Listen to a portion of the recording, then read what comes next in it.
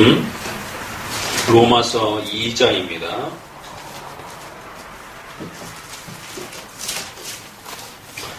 로마서 2장 1절에서 16절 말씀 함께 교독하도록 합니다. 241페이지 로마서 2장 1절부터 있습니다. 그러므로 남을 판단하는 사람아, 물론 누구든지 내가 핑계치 못할 것은 남을 판단하는 것으로 내가 너를 정죄함이니 판단하는 내가 같은 일을 행함이니라. 이런 일을 행하는 자에게 하나님의 판단이 진리대로 되는 줄 우리가 이런 일을 행하는 자를 판단하고도 같은 일을 행하는 사람아, 내가 하나님의 판단을 피할 줄로 생각하느냐? 혹 내가 하나님의 인자하심이 너를 인도하여 회개케 하심을 알지 못하여 그의 인자하심과 용서하심과 길이 참으심의 풍성함을 멸시하느뇨. 다만 내 고집과 해개치 아니한 마음을 따라 진노의 날 곧 하나님의 의로우신 판단이 나타나는 그날에 임할 진노를 내게 쌓는도다. 하나님께서 각 사람에게 그 행한 대로 보응하시되 참고 선을 행하여 영광 중에 존귀와 썩지 아니함을 구하는 자에게는 영생으로 하시고 오직 당을 지어 진리를 쫓지 아니하고 불의를 쫓는 자에게 노와 분으로 하시리로다. 악을 행하는 각 사람의 영에게 환난과 곤고가 있으리니 첫째는 유대인에게요 또한 헬라인에게며 선을 행하는 각 사람에게는 영광과 존귀와 평강이 있으리니 첫째는 유대인에게요 또한 헬라인에게라. 이는 하나님께서 외모로 사람을 취하지 아니하심이니라. 무릇 율법 없이 범죄하는 자는 또한 율법 없이 망하고 무릇 율법이 있고 범죄하는 자는 율법으로 말미암아 심판을 받으리라. 하나님 앞에서 율법을 듣는 자가 의인이 아니요 오직 율법을 행하는 자라야 의롭다 하심을 얻으리라. 율법이 없는 이방인이 본성으로 율법의 일을 행할 때는 이 사람은 율법이 없어도 자기가 자기에게 율법이 되나니 이런 일들은 그 양심이 증거가 되어 그 생각들이 서로 혹은 송사하며 혹은 변명하며 그 마음에 새긴 율법의 행위를 나타내느니라. 곧 내 복음에 이른 바와 같이 하나님 예수 그리스도로 말미암아 사람들의 은밀한 것을 심판하시는 그날이라. 아멘. 죄에 대한 이제 본격적인 또 새로운 장면을 우리에게 소개합니다. 로마서를 읽을 때는 반드시 그 문맥의 흐름을 잘 기억하셔야 됩니다. 문맥의 흐름을 놓치게 되면 어떤 내용을 말하고 있는지 또 이해하기가 어렵습니다. 자, 다시 한번 정리해 봅니다. 1장 18절에서부터 이제 인류가 처해 있는 그 죄의 본질과 또 그 죄의 심각함과 또 그 죄의 성격이 무엇인지를 소개합니다. 그래서 1장 18절에서 23절까지는 죄의 본질적인 정의, 바로 진리를 거역하는 것, 바로 진리는 하나님, 곧 예수 그리스도, 곧 성경 말씀에 소개되는 하나님의 뜻을 거부하는 이런 행위들, 바로 그것이 곧 죄다라는 것. 아무리 윤리적으로 선하고 착해도 하나님을 거부하고 하나님 말씀에 순종하는 것을 거부하는 그 자체가 바로 가장 근원적 죄다라고 하는 것. 바로 이제 이러한 죄로 인하여 24절 이후부터 우리의 삶 전반에 이제 이러한 악한 고통과 죄의 모습들이 쏟아졌다라고 소개하죠. 바로 그 대표적인 것이 인류를 망치는 그러한 성적인 범죄들, 또 그 외에 또 적극적으로 악을 행하는 그러한 악들, 또 그러나 또 소극적으로 행동해서 일어나는 또 그러한 죄들. 그래서 살인과 악을 행하는 이러한 적극적인 이러한 악들을 주의를 시키고, 또 반대로 선과 자비와 또 구제와 남을 도와주는 사랑을 베푸는 이러한 일들에 대한 소극적인 행동도 역시 우리 안에 문제가 될 수 있음을 또 이렇게 죄의 그러한 성격과 또 죄의 그러한 종류들이 어떻게 우리 주변에 이렇게 또 나타나는지를 대략적으로 소개를 해줍니다. 자, 그래서 1장 18절에서부터 마지막 절까지는 전체적으로 전체 인류가 가지고 있는 근본적으로 하나님을 거부하고자 했던, 또 그리고 그거로 인해서 이루어지는 수많은 그러한 죄된 모습들을 소개합니다. 특별히 이방인들, 하나님을 믿지 않는 불신자들을 중심으로 해서 결국 하나님을 거부한 그 죄와 그 죄의 열매들이 어떤 것인지들을 좀 더 자세하게 소개를 했습니다. 자, 오늘 2장에서는 유대인들을 중심으로 해서 또 유대인들이 가지고 있는 그 종교적인 또 그 문제점과 그들의 생활의 죄의 문제점이 무엇인지 또 신앙인들이 가질 수 있는 이러한 죄에 대한 부분들을 또 함께 소개합니다. 그리고 이제 3장 후반부에 가서 그렇기 때문에 이방인이나 유대인이나 결국 모두가 믿음으로 다시 태어나지 않는다라면 예수 그리스도를 통하여 다시 태어나지 않는다라면 결국 모두가 하나님의 진노와 심판의 대상으로서의 그 죄 가운데 빠져 있다라고 이렇게 결론을 맺습니다. 자, 오늘 본문은 로마에 있는 이방인들 또 로마에 있는 유대인들, 그래서 이방인들과 유대인들이 합쳐서서 로마 교회를 형성하고 있었기 때문에 두 대상자들을 향하여 다 소개가 되는 것입니다. 우리가 앞에 1장 16절에도 본 것처럼 복음을 부끄러워하는 그런 행동들 속에 유대인이나 헬라인이 있다 이렇게 표현했죠. 그래서 헬라인은 이방인을 대표하는 사람들이었고 유대인은 또 신앙인을 대표로 하는 이러한 사람들. 그래서 복음, 바로 성경을 중심으로 해서 하나님을 믿는 이러한 하나님이 주신 이러한 신앙의 스타일을 창피하게 여기고 따분하게 여기고 별로 열정적인 것으로 여기지 않는, 그래서 유대인들은 좀 더 나은 그런 어떤 기적들과 놀라운 그런 하나님의 역사의 현장들을 보기로 원했고 헬라인들은 좀 더 논리적이고 합리적으로 뭔가 이성적으로 설명할 수 있는 또 이러한 내용을 듣기를 원했다라는 것입니다. 그러나 결국 헬라인이나 유다인이나 이러한 신앙들이 잘못된 것이며 이제 그들의 죄를 낱낱이 지적해 들어갑니다. 그래서 먼저는 이방인들이 가지고 있는, 불신앙들이 갖고 있는 아무리 이성적으로 똑똑하고 아무리 합리적으로 판단하고 생각하는 그런 뛰어남을 인류가 가지고 있다 할지라도 결국 우리 인간 안에 하나님에 대한 이해가 없다라면, 하나님을 만나는 그 경험이 없다라면 결국 그 인류는 하나님의 무서운 진노 앞에 있다는 것을 기억하라는 것입니다. 자, 이제 본격적으로 또 유대인들이 이 편지를 듣고 있었기 때문에, 그러면 유대인들은 어떤 그 죄 가운데 빠질 수 있는가? 왜냐하면 유대인들은 전통적으로 하나님을 인정하고 또 성전을 소유하고 있었고 또 율법을 소유하고 있었고 수많은 종교적인 의식과 예배들과 또 종교적인 윤리들을 그들이 실천하고 가지고 있었기 때문에 1장에서 소개되어져 있는 이러한 하나님을 거부하는 이러한 죄들에 대해서는 어떻게 보면 해당이 되지 않는 것처럼 보여줄 수 있다는 것입니다. 열심히 하나님을 예배하고 있었고 열심히 제사 드리고 있었고 열심히 그 율법에 따라 행동하고 있었기 때문에 하나님을 거역하는 이러한 초반부의 죄들에 대해서는 우리는 상관없어.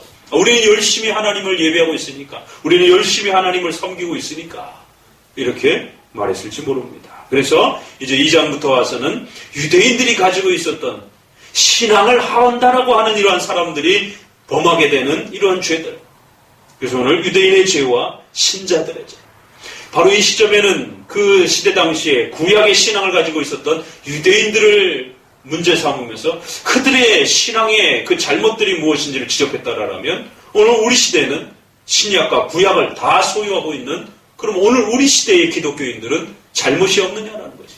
오늘 우리 시대의 신앙인들은 유대인들과 같은 그러한 착각과 오해 속에 동일하게 있지는 않은지 동일하게 살펴보셔야 된다는 거죠. 왜? 우리가 신앙이라고 하는 이름을 가지고 있기 때문에, 우리가 기독교인이라고 하는 그 형식을 가지고 있기 때문에, 역시 우리가 예배를 드리면서도 또 우리가 신앙생활을 하면서도 혹 하나님 앞에 범죄한 부분들은 과연 무엇인지 함께 또 성경을 통해서 배워가셔야 되는 것입니다. 왜 그렇습니까? 바로 신앙을 가지고 있는 사람들도 성경에서 소개하는 신앙의 본질을 이해하지 못하면 결국 죄를 짓게 되고, 결국 그 신앙의 본질을 곡해하게 되면 오히려 신앙의 이름으로 결국 하나님을 모독하는 이런 일들이 충분히 발생할 수 있다라고 성경은 우리에게 경고하고 있는 것입니다. 어떻게 보면 이 2장에서부터 소개되어지는 이 내용이 오늘 우리 크리스천들에게는 더더욱 아주 심각한 그러한 책망으로 와닿을 수 있습니다. 왜 그렇습니까? 우리는 신앙인이니까 아무 문제 없겠지. 우리는 열심히 예배드리고 있으니까 적어도 우리에게는 아무 문제 없겠죠. 우리는 하나님을 섬기고 있으니까 적어도 우리에게 있어서는 하나님의 진노가 오히려 멀찌감치 있겠지라고 생각할 수도 있는 것이죠. 그러나 오늘 2장에서부터 이제 유대인들이 가지고 있었던 그들의 잘못과 그들의 오만함과 그들의 신앙을 곡해한 이런 어리석음들에 대해서 낱낱이 아주 밝혀주고 있는 것을 보게 됩니다. 자, 그럼 어떤 유대인들의 죄들이 소개가 되고 있는지 함께 본문을 이제 읽어가면서 살펴보도록 합니다. 자, 2장 1절, 2절 같이 읽어봅니다. 그러므로 남을 판단하는 사람아, 물론 누구든지 내가 핑계치 못할 것은 남을 판단하는 것으로 내가 너를 정죄함이라. 판단하는 내가 같은 일을 행함이니라. 이런 일을 행하는 자에게 하나님의 판단이 진리대로 되는 줄을 우리가 안다. 여기 보니까 이제 어떻게 시작합니까? 뭐 판단한다 이런 말이 굉장히 반복되고 있는 것을 보게 됩니다. 유대인들이 본인들은 신앙을 가지고 있기 때문에 신앙을 가지고 있지 못한 그런 이방인들을 향하여 너희들은 하나님의 책망을 받을 것이다 라고, 하나님을 믿지 않는 그 행동에 대해서 하나님의 진노를 받을 것이다 라고 그렇게 책망하고 판단하는 것을 보게 됩니다. 자, 그러면서 어디를 내려보시냐면 또 쭉 보시고 13절을 같이 읽어봅니다. 13절, 하나님 앞에서는 율법을 듣는 자가 의인이 아니요 오직 율법을 행하는 자라야 의롭다 하심을 얻으니라. 자, 13절 이하부터는 12절부터 보니까 율법 얘기가 많이 나옵니다.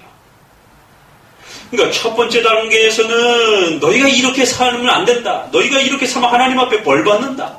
그러면서 이방인들에 대한 생활과 삶에 대해서 유대인들이 자신들의 삶이 훨씬 더 의롭다라고 비교하면서 판단하고 정죄한 것을 보게 됩니다. 그리고 또 후반부에 있어서는 율법이라고 하는 이스라엘 백성들이 종교적인 또 이 형식과 제사의식을 가지고 있다라고 하는 이 율법의 이 종교적인 이 특성을 본인들이 가지고 있다라고 하는 그 우월함을 유대인들의 가장 또 큰 탁월함으로 그렇게 드러내고 있는 것을 보게 됩니다.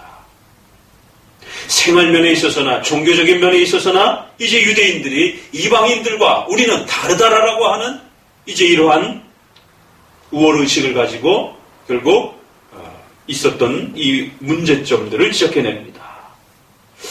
오히려 신앙을 가지고 있으면 믿지 않는 자들에 대한 긍휼과 믿지 않는 자들에 대한 또 복음에 대한 안타까움, 또 반대로 또 율법과 예배와 또 이런 여러 가지 신앙의 이 규범들을 가지고 있는 자로서 더더욱 우리가 가지고 있는 이러한 신앙의 규범들에 우리가 소홀함은 없는지 이런 부분에 대해서 더더욱 반성하고 끊임없이 우리 자신을 돌아봐야 함에도 불구하고 오히려 그것이 빌미가 돼서 마치 자신들의 탁월한 지위를 드러내는 것처럼 그런 오해를 불러일으킨 것을 보게 됩니다.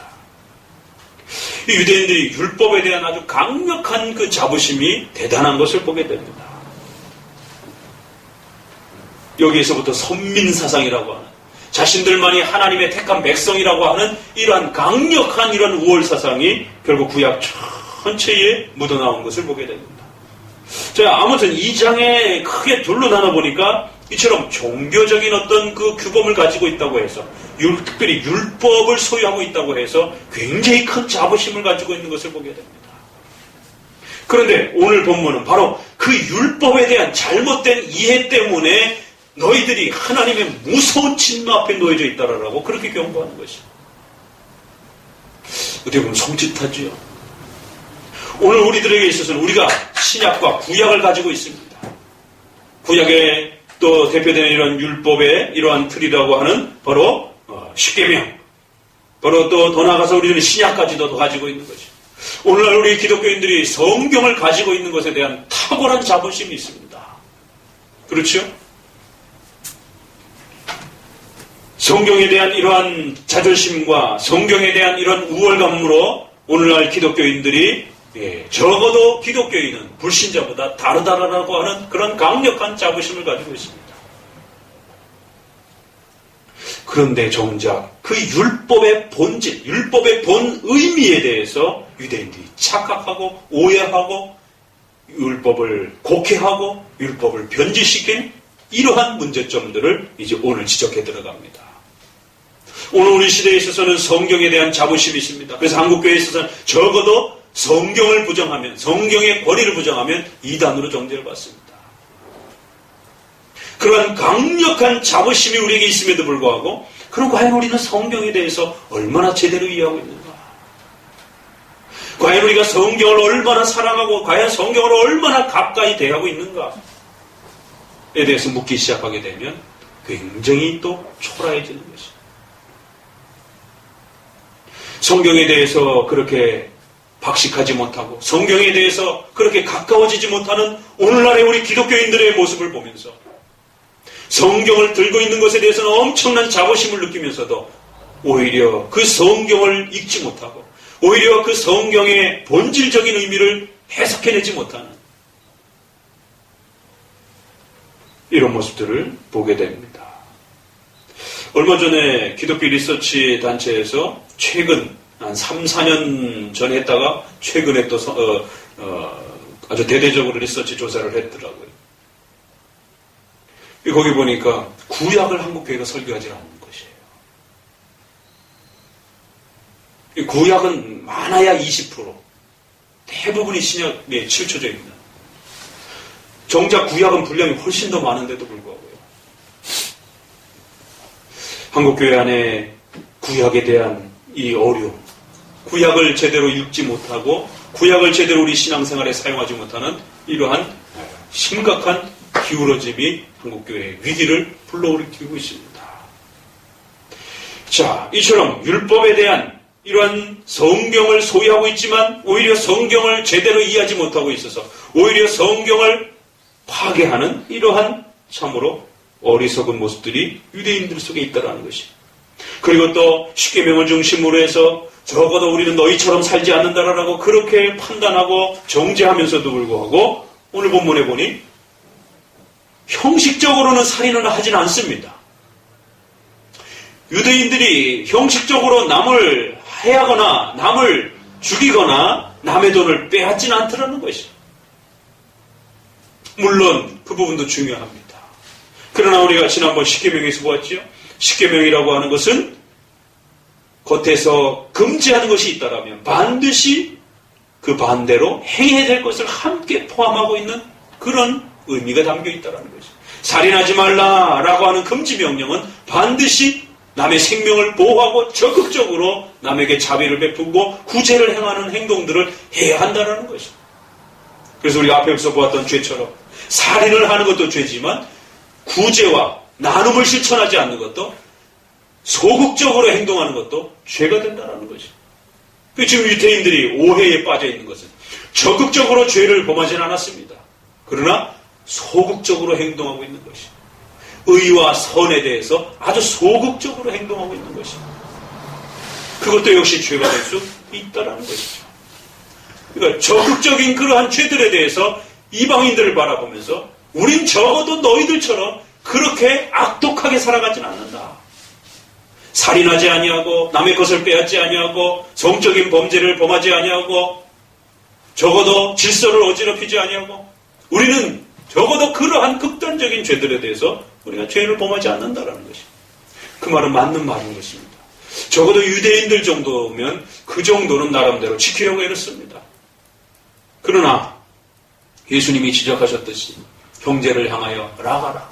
형제를 향하여 나쁜 놈이다. 형제를 향하여 욕하고 형제를 향하여 또 미워하고 여인을 향하여 마음속에 음란의 마음을 품고 이 모든 것들도 소극적으로 행동하는 그 내용들도 역시 그에 못지않는 죄가 될 수 있다라고 지적하는 것이죠. 너희 마음속으로 범죄한 살인도 역시 살인이다라는 것이죠. 오늘 유대인들이 가지고 있는 이런 모습들이 오늘 우리 기독교인들이 가지고 있는 오늘 한국교회의 기독교인들이 하나님으로부터 다시 그 죄에 대한 개념을 정립해야 되는 중요한 또 내용이 되기도 합니다. 오늘날 한국교회 기독교인들은 그래도 적어도 형식적으로는 살인을 행한다든가 또 악독을 행하는 그런 일들에 있어서 어느 정도 그래도 이방인들보다는 불신자들보다는 절제돼 있죠.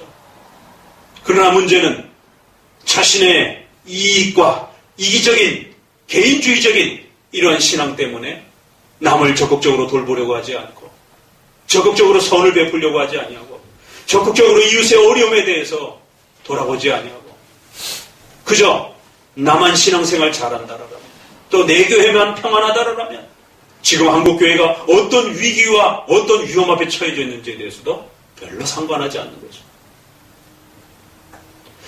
너무너무 속이 상한 일은 이제 10월달로 이 WCC 집회가 다가왔는데 벌써 2월달이 다 갔습니다. 그럼 이제 한 8개월밖에 남지 않았는데 한국의 이 대형교회를 중심으로 해요. 적어도 찬성하는 교회는 그렇다 치더라도 반대하는 교회들은 그러면 목소리가 나와야 되지 않는가 이 시점에는.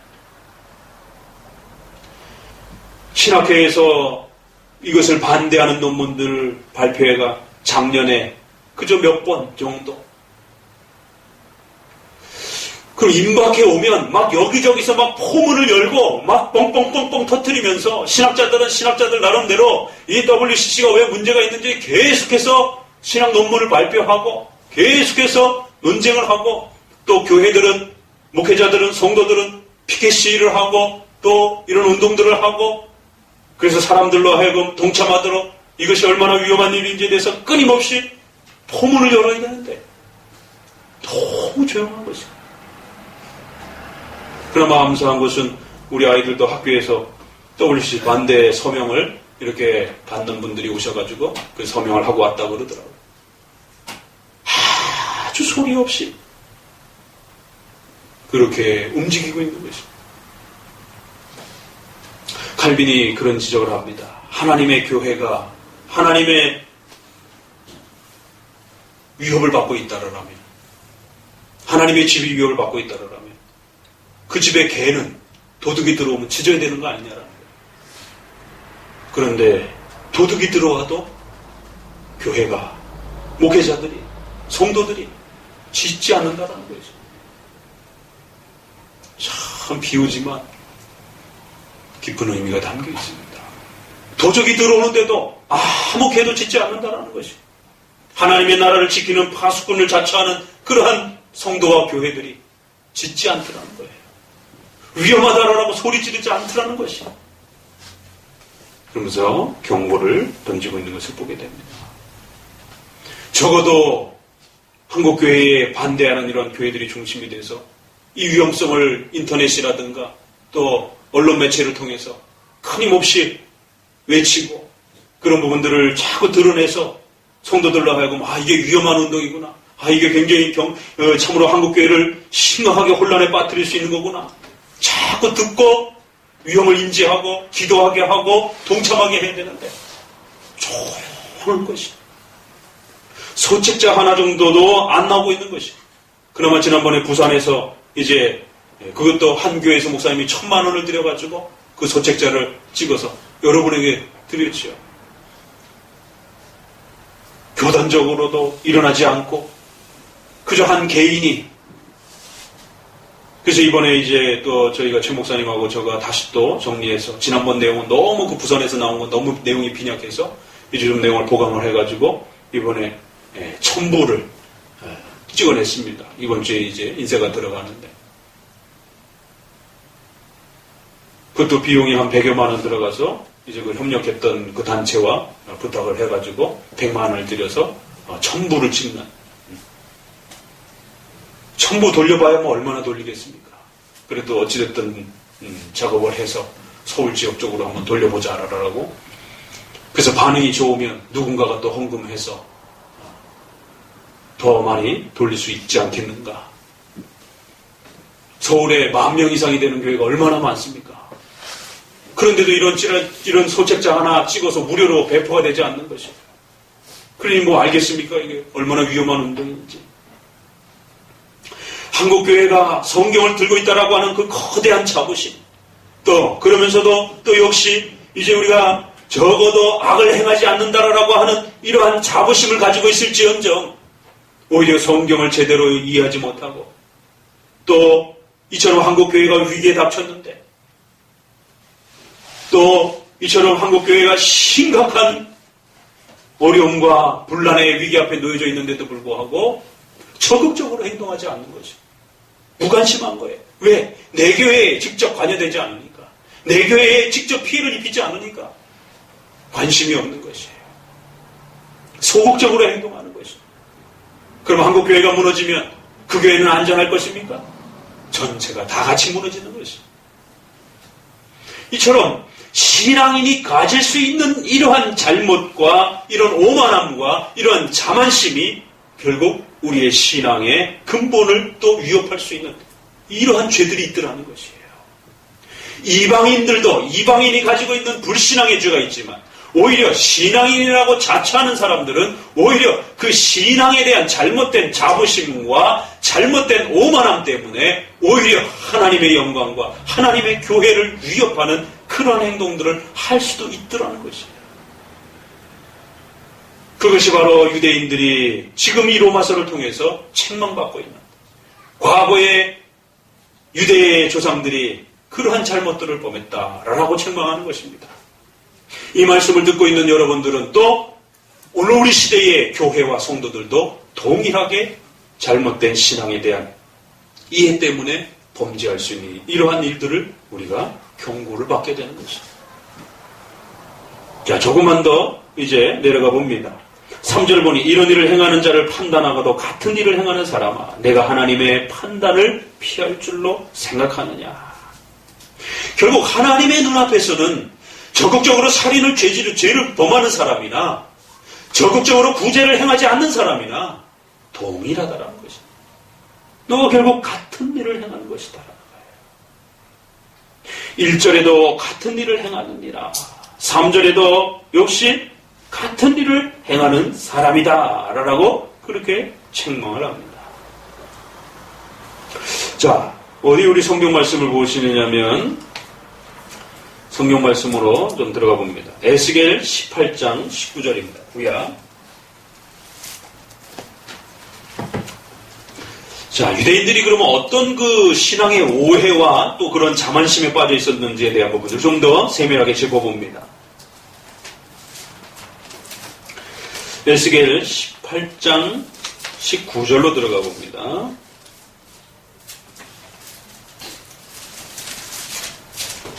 우리 얼마 전에 에스겔을 본 적이 있죠.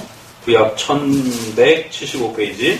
바로 이스라엘 백성들이 자만심에 빠져서 결국 하나님의 진노를 불러일으키는 이 장면이 18장에 소개가 됩니다. 1절부터 같이 읽어봅니다. 여호와의 말씀이 또 내게 임하여 가라사대 너희가 이스라엘 땅에 대한 속담에 이르기를 아비가 신포도를 먹었으므로 아들의 이가 시다고 하면 어찌미뇨. 이스라엘 백성들의 속담에 아버지가 포도를 먹으면 아들이 이가 시다라는 거예요. 그 얘기 뭐냐면 아버지가 먹으면 아버지가 어떤 일을 행하면 아들에게까지 영향을 끼친다라는 거예요. 그래서 결국에는 아버지가 잘못되면 아들도 잘못된다라는 거예요. 아버지가 잘났으면 아들도 잘난다라는 거예요. 그러니까 유대인들은 자신들의 조상들에 대한 아브라함의 자녀들이라고 하는 자신들의 조상이 아브라함이라고 하는 것에 대한 강력한 자부심이 있었습니다. 하나님이 택하신 백성이라고 하는 강력한 자부심이 있었던 것입니다. 그렇기 때문에 적어도 그의 자손들인 본인들은 하나님의 진노의 대상이 아니다라고 하는 적어도 그의 조상이 그렇게 위대하면 그의 후손들도 역시 그 영향을 받는다라는 것입니다. 물론 그 말이 틀린 말은 아닙니다. 그러나 신앙의 그 본질을 잘 지키고 있을 때 그 약속이 유효한 것이에요.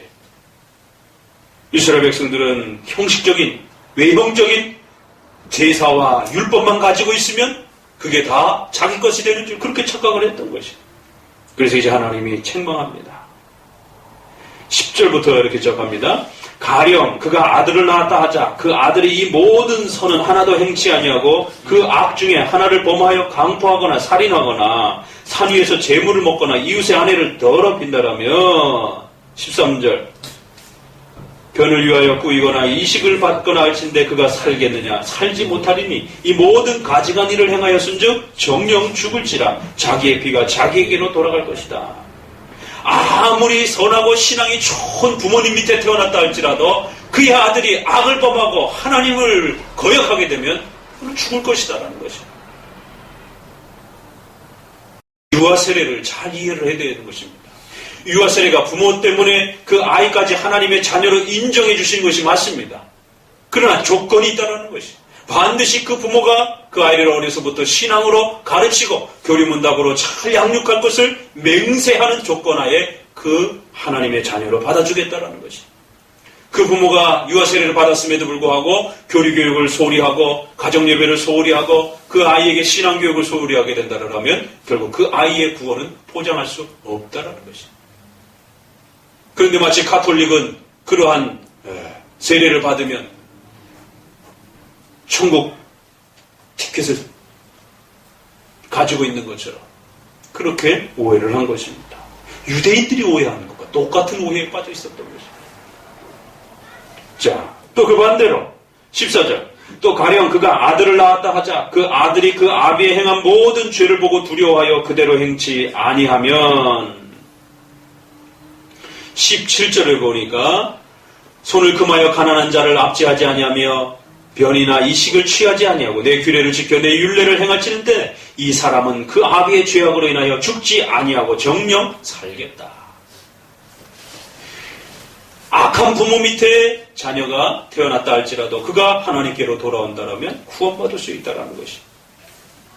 자, 정반대의 경우가 이렇게 소개가 되는 것이죠. 19절에 결론을 이렇게 소개됩니다. 그런데 너희는 이르기를 아들이 어찌 아비의 죄를 담당치 않겠느냐 하는도다. 아들이 법과 의를 행하며 내 모든 율례를 지켜 행하였으면 그는 정령 살려니와 범죄하는 그 영혼은 죽을지니라. 아들은 아비의 죄악을 담당치 아니할 것이요 아비는 아들의 죄악을 담당치 아니하리니 의인의 의도 자기에게로 돌아가고 악인의 악도 자기에게로 돌아갈 것이다라는 거예요. 제사를 드리고 있다고 해서 성전을 가지고 있다라고 해서 자신들의 부모가 신앙인이라고 해서 그 자녀가 무조건적으로 그렇게 하나님의 자녀로 인정되는 게 아니다라는 것이. 그 자녀가 범죄하면 책망받을 수 있을 것이다라는 거예요. 이러한 지적은 유대인들에게 엄청난 책망이었습니다. 너무너무 당황스러운 지적이었어요. 왜? 적어도 아브라함이 자신들의 조상이다라면 그의 자손들로 태어난 그들은 하나님의 백성으로서 그러한 위치가 보장되어 있다라고 생각을 했는데 에스겔 선지자를 통해서 뭐라고 말을 해? 너희 조상들이 아무리 위대하다 할지라도 너희들이 신앙이 잘못되었다라면 너희도 버림받을 수 있음을 조심하라는 거예요.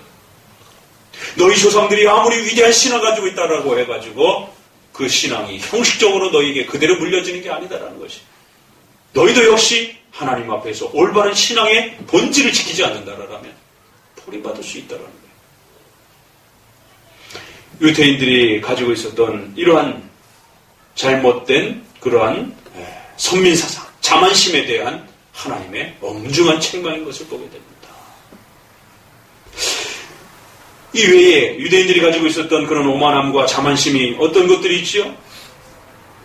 몇 가지 살펴보면 아브라함의 자손이라고 하는 이 자만심이 결국에는 이방인들을 아주 짐승처럼 취급하는, 이방인들을 사람 취급하지 않는 그런 자만심을 낳았어요. 하나님이 이스라엘 백성들을 택하신 이유는 뭐예요? 너희는 온 땅에 나아가 복음을 전해주고 사람들에게 거룩한 제사장으로서 그들에게 하나님을 소개하고 그들을 구제하고 그들을 사랑함으로 인하여 하나님을 소개하라라고, 복음을 전하라라고 이스라엘 백성들을 특별히 그렇게 하나님이 선택해주고 사랑해주신 것이. 그런데 이스라엘 백성들은 자기들만이 하나님의 자녀인 걸로 그렇게 착각을 한 것이. 그래서 이방인들은 전부 다 지옥 갈 자들로 그렇게 오해를 한 것이. 그래서 족보에 대한 그러한 오해들이 발생이 됩니다. 이스라엘 백성으로 태어났느냐 안 태어났느냐, 이것이 유대인들에게 이제 엄청난 자부심인 것입니다. 유대인으로 태어난 것은 결국 그 하나님의 율법을 이방인들에게 가르치고 소개하라라고 하는 제사장의 책무를 감당하라라고 주신 것인데, 오히려 이방인들을 버려버리는 그러한 이유가 됐다라는 것이. 적어도 내가 족보 속에서 유대인으로 태어났다라고. 그러나 그 족보는 바로 하나님의 택한 백성이라고 하는 하나님의 나라에 그 이름이 기록되었다라고 하는 이 영적인 의미를 가르쳐주는 하나의 수단이었, 도구였는데, 그걸 모르고 단지 자기가 유대인의 족보에 속해 있다라고 하는 그 족보만이 자신들의 가장 위대한 그러한 자존심이었던 것입니다. 또 다윗 왕국도 마찬가지죠. 하나님께서 다윗을 통하여 그 왕국을 견고하게 세워준 것은 바로 하나님의 나라가 어떠한 것인지, 하나님이 세우신 그 왕국이 어떠한 것인지, 결국 그 다윗 왕국을 통하여 하나님의 나라의 그 이미지를 보여주신 것입니다. 하나님의 말씀에 순종하고 하나님께 예배드리고 서로 그 백성들이 신앙의 이러한 의무와 책임을 짊어지고 서로를 사랑하는 이러한 단일 공동체의 신앙 공동체의 그 모습을 다윗의 왕국을 통해서 보여준 것입니다. 아브라함의 언약이 다윗의 그 왕국으로 확장이 된 것입니다. 그런데 유대인들은 마치 다윗의 그 왕국만이 하나님의 왕국인 것처럼 그렇게 착각을 해버린 거예요. 저 영적인 것을 육신적이고 물질적인 걸로 이해를 한 것입니다. 그래서 지금도 다윗뼈를 국기로 사용하고 지금도 다윗 왕국을 세울 메시아가 올 것이라고 그렇게 생각하는 것입니다. 국가적으로 이스라엘을 독립시키고 이스라엘을 강력한 국가로 만들어줄 그런 다윗과 같은 메시아가 올 것이다라고 그렇게 착각하고 있는 것입니다. 그래서 예수님을 죽인 것입니다. 왜? 예수님이 그런 일을 할 것처럼 처음에는 보였지만 점점 갈수록 오히려 자신들이 기대하는 그 메시아와 너무 달랐거든요. 유대인들의 착각과 오만이 결국 어디까지 치닫는지 결국 하나님이 보내주신 예수 그리스도까지 죽음으로 그렇게 거역하는, 참으로 우리가 입에 담을 수 없는 하나님을 향하여 공격해 들어오는, 이거는 이방인들의 죄보다 어떻게 보면 더 심각한 죄지요. 이방인들은 그저 우상숭배 정도가 지적되고 있습니다. 부분에서 보니까 하나님을 거부한 정도의 죄가 지적되고 있는 것이에요. 그러나 지금 유대인들은 하나님을 죽이려 달려들고 있는 것이에요. 예수 그리스도를 결국 죽음으로 몰아가는, 자신들이 생각하는 신앙관과 맞지 않는다고 해갖고 결국 그리스도를 향하여 돌을 집어던지는, 하나님을 향하여 창을 집어던지는, 하나님을 공격하는 자로 서더라는 것이에요. 신앙인은 그 신앙이 변질되어질 때 하나님 앞에 더 심각한 죄를 범할 수 있다라고 경고하는 것입니다. 또 고린도전서 9장 9절에 보니 이런 표현이 있습니다. 모세의 율법에 곡식을 밟았더는 소에게 망을 씌우지 말라 기록하였을 때 하나님께서 어찌 소들을 위하여 염려하시느냐. 말씀을 전혀 다르게 이해를 하는 것이죠. 소들의 입에 망을 씌우지 말고 소의 입을 풀어놓고 곡식을 가를 때, 곡식을 걷어들일 때 그렇게 소가 먹을 수 있도록 도와줘라. 그 얘기는 소도 먹어야 되지만 그 집에 추수를 돕는 그 하인들이 배가 고파서 일을 하지 못하는 이런 일이 벌어지지 않도록 너 밑에 있는 하인들을 잘 돌보고 짐승까지 그렇게 긍휼히 여길 정도로 그렇게 자비와 남을 이해하고 남을 도와줄 수 있는 적어도 그러한 구제와 섬김의 그 마음을 갖고 살으라는 것이에요. 근데 그것을 곡해해서 하인들은 밥도 주지 아니하고 오히려 소는 잔뜩 먹을 수 있도록 입에 멍에를 풀어놓고 어떻게 율법을 이런 식으로 이해하더냐는 것이에요. 어떻게 율법을 이런 식으로 적용하느냐라는 것이에요. 너무하지 않습니까? 한눈을 감고 성경을 읽어도 그렇게 안 볼 텐데 어떻게 두 눈을 가지고 성경 읽으면서도 그렇게 읽느냐라는 것이에요.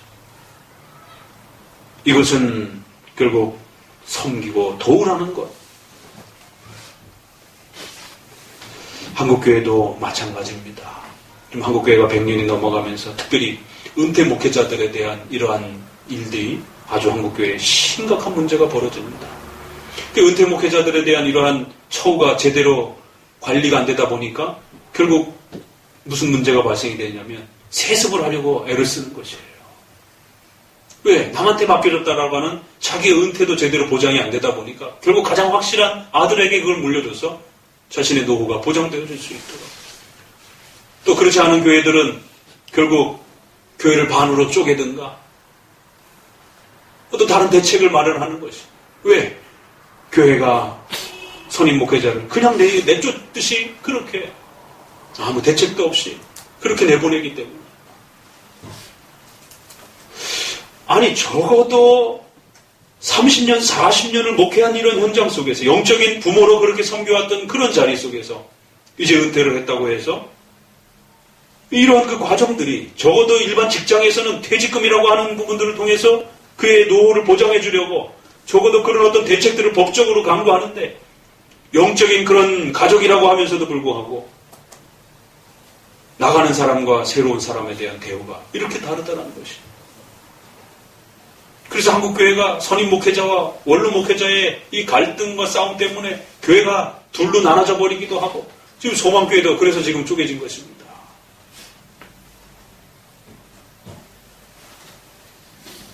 원로 목사님파와 청빙된 목사님파가 결국엔 나눠져서 두 쪽이 나버린 거지. 거기만 그렇습니까? 다른 데도 마찬가지. 아니 어떻게 기독교인들이 이렇게 무자비할 수 있을까? 원로 목사님이 그 교회에서 계속해서 신앙생활을 하는 것이 굉장히 부담스럽습니다. 우리 잘 아는 남경호 목사님도 이렇게 은퇴를 하시고 계시잖아요. 들어보면 동료들이라든가 우리 노예에서도 마찬가지예요. 본교회에 계시지 않는 게 우리 한국교회의 상식입니다. 이 참으로 기가 막힌 상식이에요. 적어도 우리 개혁교회는 그렇지 않습니다. 물려주고 나면 그 원로 목사님이 돌아가실 때까지 그 교회에서 대우를 받으면서 잘 섬김을 받는 겁니다. 단임 목회자도 부담스러워하지 아니하고 성도들도 부담스러워하지 않는 것이고 오히려 가끔씩 또 들려주시는 그 경륜에 찬 그 말씀을 또 듣고 싶어 하고. 그런데 우리 한국의 분위기는 원로 목사님이 뒤에 딱 자리하고 계시면 젊은 목사님도 청빙받은 목사님도 불편하고 성도들도 불편한 것이 이게 한국교회 정서입니다. 그래서 반드시 원로 목사님은 그 교회를 떠나야 됩니다. 그 원로 목사님 갈 데가 없어요. 생각해 보세요. 다른 교회 갔는데 새신자입니까? 원로 목사님 때. 그러면 성도들이 불편해하는 것이에요. 그래서 원로 목사님들이 떠돌아다니는 것이에요. 여기저기. 그리고 큰 교회 가서 그냥 새신자처럼 속이고 그렇게 예배만 슬쩍 드리고 나오는 거죠.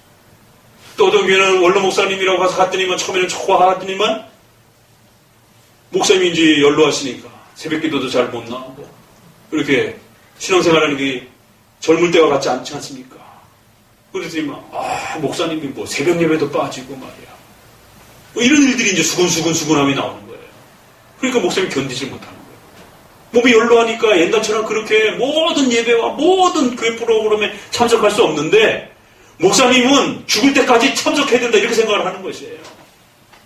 목사님도 같이 늙어 있는데 그러니까 목사님들이 견디지 못하고 그 사역을 하기에는 몸이 벅차고 그러니까 또 떠나는 것이에요.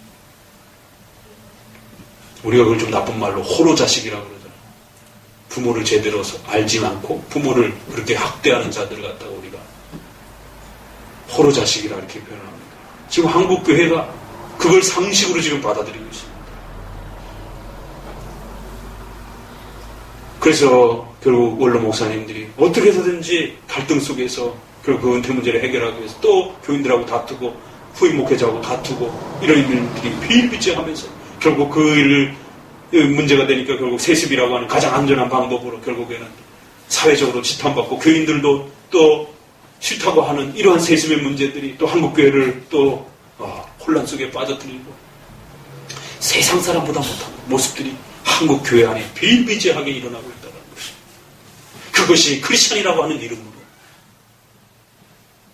그러니 다른 일들은 오죽하겠습니까?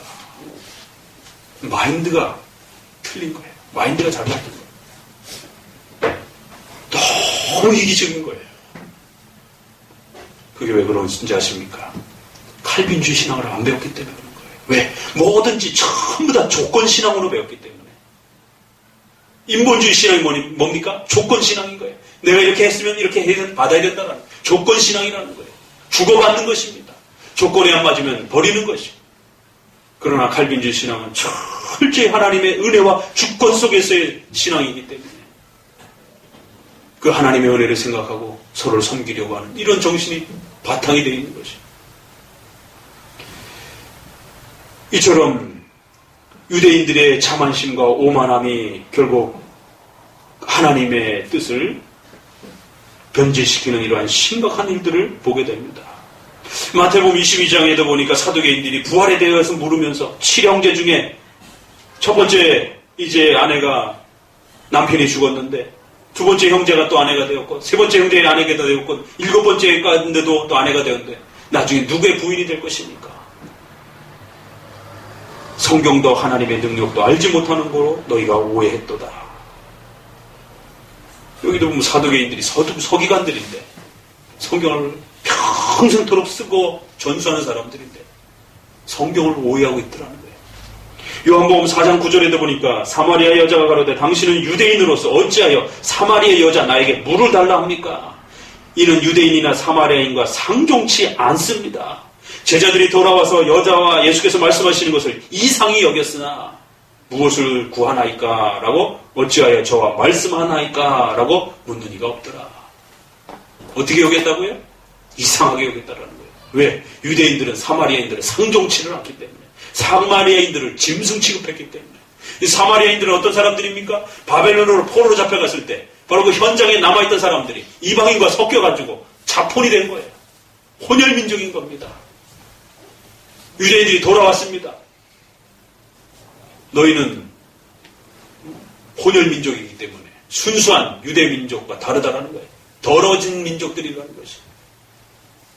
아주 걸레 취급을 합니다. 짐승 취급을 합니다. 우리가 잘 아는 고넬료의 사건에도 보면 사도행전 10장에도 보게 되면 이제 오죽했으면 하나님께서 베드로에게 배로 기어다니고 발이 여러 개 달린 이런 율법의 가장 더러운 그러한 그 짐승들을 환상 속에서 베드로에게 먹으라라고 말하지 않습니까? 베드로가 기겁을 하고 안 먹는다라고 이렇게 말합니다. 이방인인 고넬료가 이제 베드로를 초대해 옵니다. 베드로가 그거를 기억하고 나서는 이렇게 표현합니다. 사도행전 10장 28절에 유대인으로서 이방인을 교제하는 것과 가까이 하는 것이 위법인 줄을 너희도 알거니와 하나님께서 내게 하나님이 깨끗하다라는 것을 더럽다라고 말하지 말라고 그렇게 환상 중에 나에게 가르쳐 주셔서 이제 내가 왔다. 내가 너한테 이방인에게 오는 게 너무너무 힘든 일이다. 하나님이 나에게 가라라고 그렇게 강력하게 밀지 않았다라면 나는 안 왔을 것이다. 이렇게 표현합니다. 이방인들을 얼마나 짐승 취급했는지 개, 돼지만도 못하게 그렇게 취급한 것이. 그래서 하나님이 개, 돼지를 환상 속에 이렇게 보여주면서 더러운 것들을 보여주면서 먹으라라고 이렇게 요구하는 것을 보게 됩니다. 참으로 심각한 그런 오만함들이 심각한 자만심이 결국 신앙의 본질을 제대로 성전의 본질이 뭔지 제사의 본질이 뭔지 율법의 본질이 뭔지를 착각했던 것이에요. 성전만 가지고 있으면 제사만 드리고 있으면 되는 줄 알았던 것입니다. 그러나 그 성전을 통해서 장차오실 예수 그리스도를 깨닫지 못했던 것이에요. 율법을 통해서 하나님의 뜻을 제대로 이해하지 못했던 것이에요. 언약을 통하여 하나님의 그 선하심과 자비로우심을 제대로 이해 못했던 것이에요. 그저 형식적인 성전과 율법과 제사의식을 가지고 있으면 되는 줄로 그렇게 착각했던 것이에요. 자, 그럼 오늘날 우리 기독교인들은 어떻습니까? 오늘날 기독교인들 가운데도 성경에 대한 얼마나 많은 곡해들이 있습니까? 교회에 대한 얼마나 많은 잘못된 오해들이 있습니까? 교회의 본질을 깨닫지 못하는 것이. 교회에 회원된다라고 하는 것이 무엇인지를 이해 못하는 것이. 이제 다음 달에 우리 양영희 자매와 또 우리 현빈이가 세례와 입교식을 할 텐데 기도해 주시기 바랍니다. 그러나 부디 부탁하는 것은 세례를 받는다라고 하는 것은 그 교회에 뼈를 묻을 각오를 하셔야 되는 것입니다. 왜? 교회로부터 교인이라고 하는 그 증명을 해주는 것입니다. 하나님의 교회에 정식 회원이 됐다라고 하는 인증을 받는 것이. 교회에 대한 본질을 이해를 못하는 것이.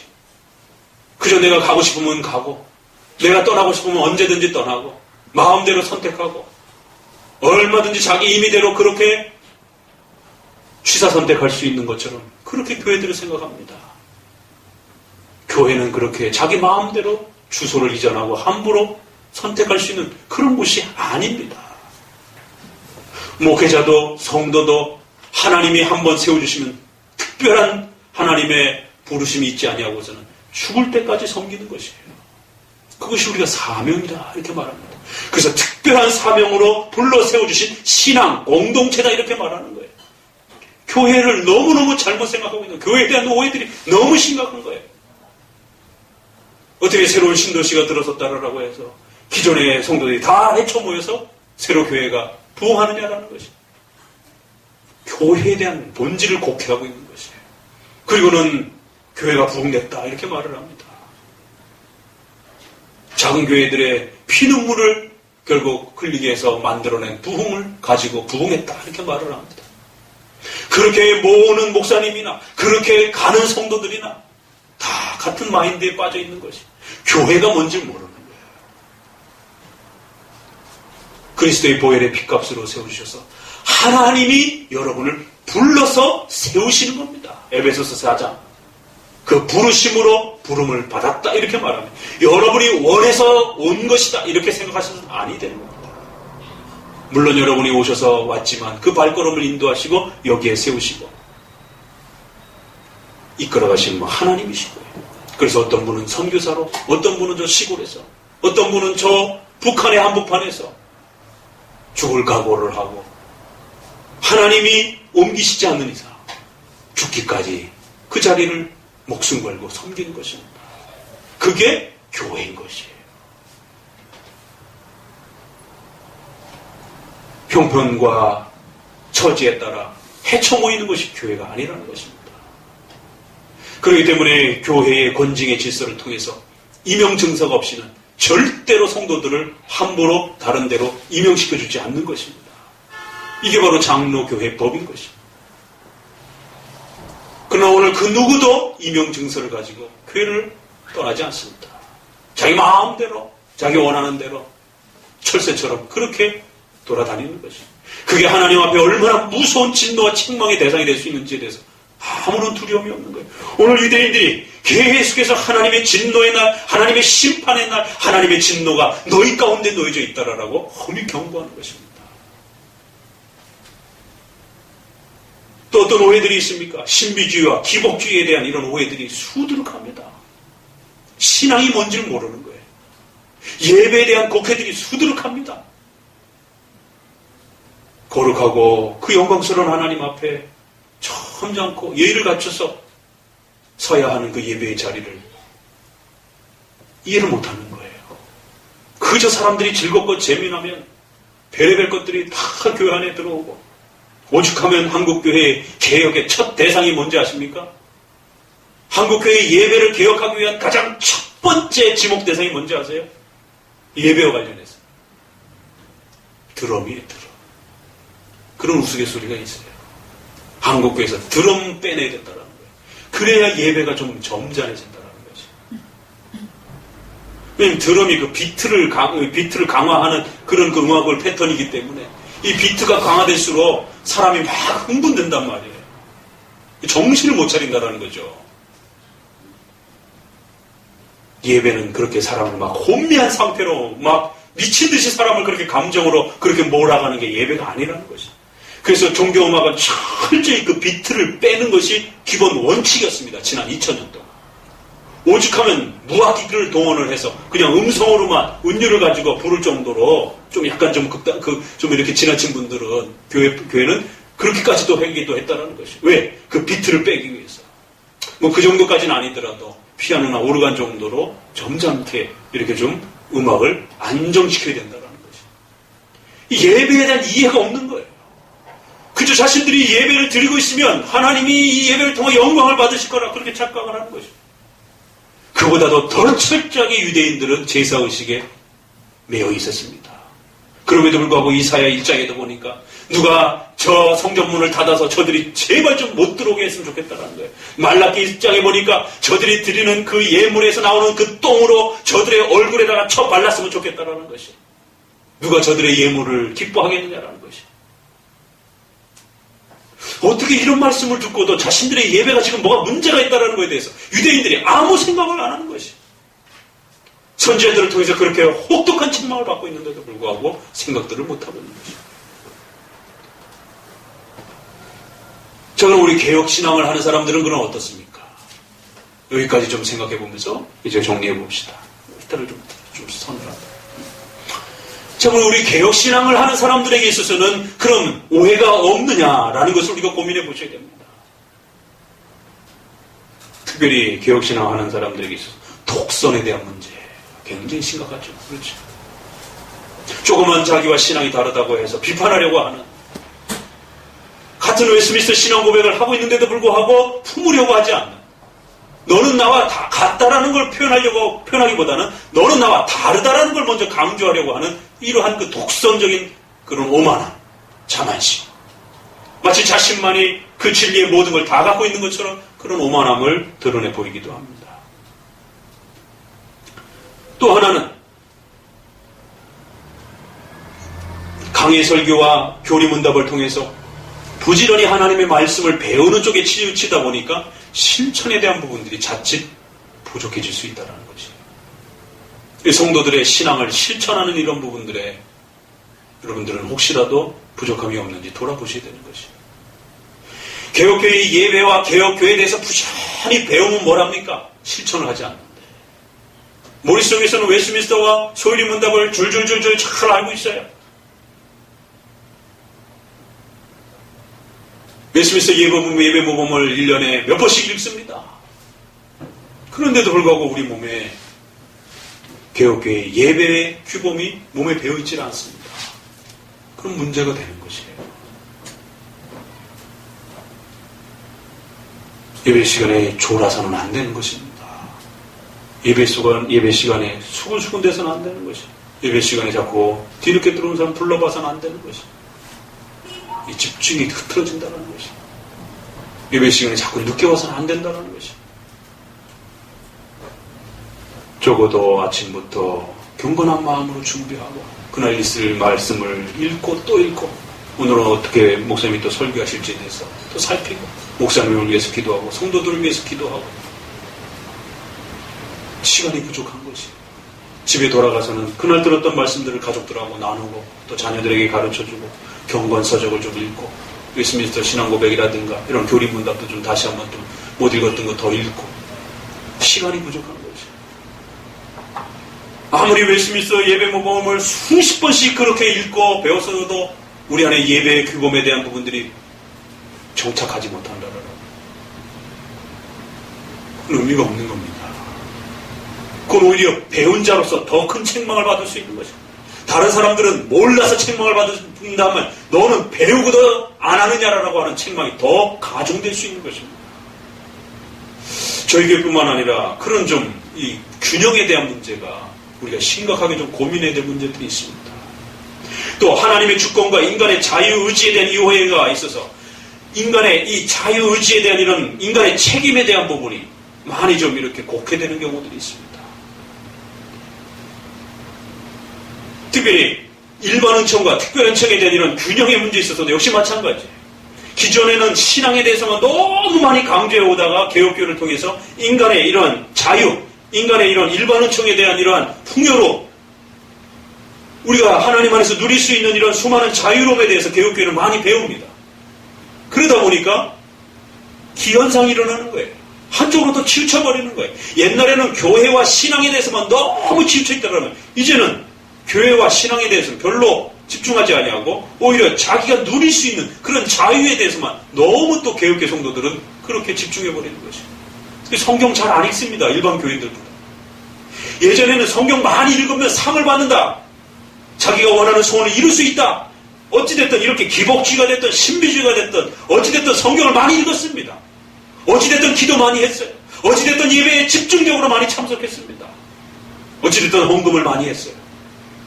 그러나 개혁교회를 다니면서 자유가 많이 이렇게 소개가 됩니다. 일반 은총이 많이 소개가 됩니다. 문화관이 많이 소개가 됩니다. 섭리관을 많이 소개해 줍니다. 그러다 보니까 기도를 하지 않는 것이, 성경을 많이 읽지 않는 것이, 교회에 많이 집중을 하지 않는 것이. 전도를 많이 하지 않는 거죠. 이런 현상이 일어납니다. 개혁신앙을 우리가 가지고 있다고 해서 또 그것만으로 우리가 마치 다 된 것처럼 그렇게 착각하면 안 되는 것이죠. 적어도 우리가 개혁신앙에 대한 올바른 바른 토대와 규범을 형성할 때까지는 부지런히 우리 자신을 돌아보면서 살피면서 우리의 올바른 신앙에 대한 규범들을 확인하고 또 확인해 봐야 되는 것입니다. 그것이 바로 우리가 실수할 수 있는 또 그러한 문제점들인 것입니다. 바로 이러한 오만함과 착각, 두 번째는 어떻게 보면 착각에 해당이 될 수 있는 거죠. 그래서 이제 5절 이하에 보게 되면 다만 내 고집과 또 회개치 아니하는 마음을 따라 진노의 날 곧 하나님의 의로우신 판단이 결국 나타날 것이다라는 거예요. 그날에 임할 진노를 결국 쌓아가게 될 것이다라는 거예요. 그러나 7절 이하부터 보니까 참고 선을 행하며 영광과 존귀와 썩지 아니함을 구하는 자에게는 영생을 주시고 오직 당을 지어 진리를 쫓지 않는 자에게는 불의를 쫓는 자에게는 노와 분으로 할 것이다라는 거예요. 그 오해함과 이러한 착각들이 결국에는 쌓여서 결국 불균형을 이루는 한쪽으로 치우쳐버리는 이런 일들이 발생을 하더라는 것입니다. 그래서 이제 이렇게 정리하면서 하나님의 진노와 책망함에 대한 엄중한 경고를 던집니다. 유대인과 헬라인을 나눠서 결국에는 모두에게 이것이 해당될 수 있다 이렇게 말합니다. 그래서 10절에 보니 선을 행하는 각 사람에게, 9절에는 악을 행하는 각 사람에게,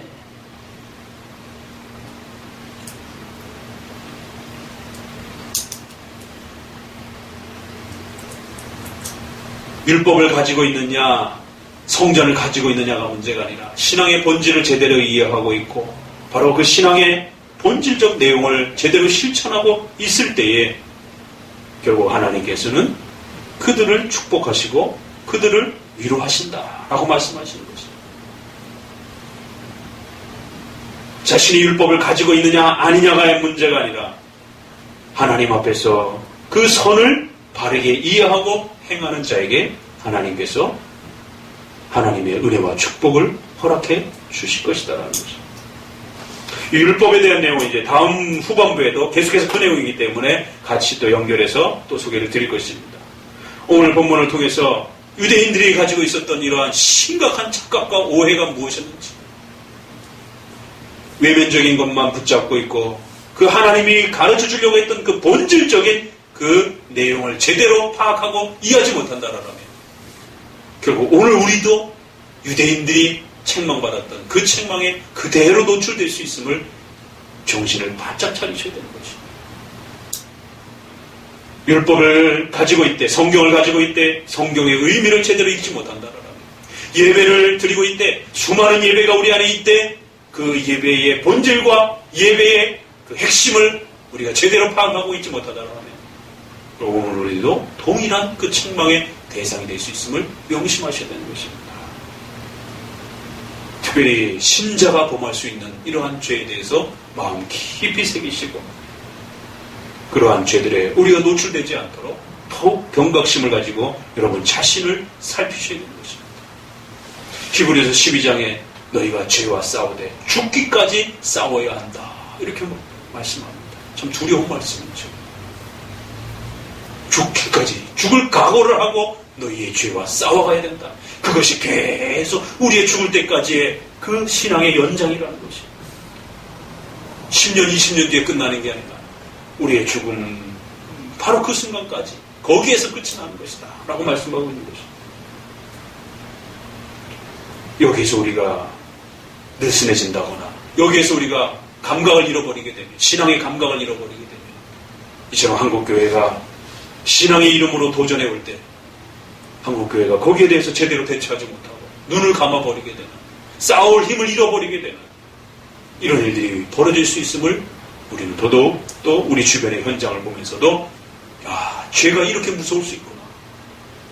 그 눈이 가리워지고 그 신앙의 본질을 제대로 이해하지 못할 때 결국 한국교회 전체를 집어삼키려고 하는 이런 엄청난 이런 도전이 우리에게 시시때때로 지금 다가오고 있는데도 불구하고 침묵하게 되는, 싸울 힘을 잃어버리게 되는 이런 안타까움이 벌어질 수 있다는 것입니다. 그래서 오늘 우리는 또다시 죄에 대한 경각심에 우리의 가슴이 불타올라야 된다는 것입니다. 죄에 대한 두려움에 대해서 오늘 우리들의 성도들의 모습이 다시 한번 깨어나셔야 된다는 것입니다. 더더욱 우리가 개혁교회를 하는 성도로서 개혁교회 신앙이 잘 뿌리내리고 결국 그 답은 어디 있습니까? 개혁신앙에만 답이 있는 것입니다. 칼빈주의 신앙에 답이 있음을 기억하셔야 되는 것입니다.